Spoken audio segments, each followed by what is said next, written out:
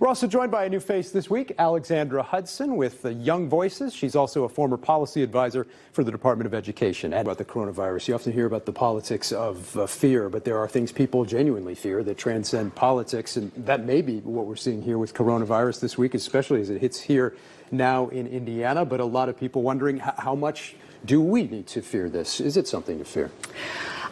Yeah, we just heard, a few hours ago, Governor Holcomb declared a state of emergency with the first case of coronavirus being announced here in Indianapolis. And I think it's interesting to think about the way in which these crises like this, they really show us who we really are. And I think as a country, as a nation, what we value, and I think we can just, compare China's approach to how they've responded to this crisis from the beginning. It's been disproportionate and almost dystopian.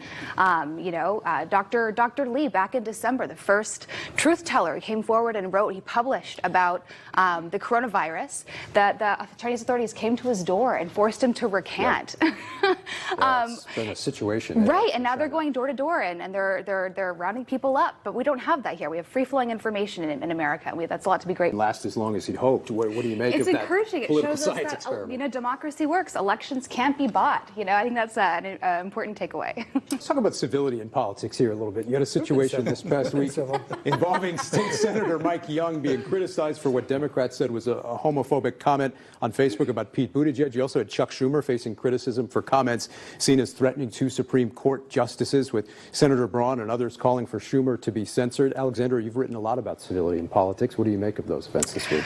I think we can take encouragement. We hear a lot that civility in politics is lacking today, but the responses to both Senator Young's unfortunate comments and to Chuck Schumer's threats against two Supreme Court justices was swift and pretty universal. So it's nice to know that we still have these standards of what is appropriate in public discourse that do exist. And also, it's important to remember that the voice of the people matters. Like, politicians say what they think will play well with the voters, and so it's an important role for voters to hold our leaders accountable. And I think we've done that in these circumstances.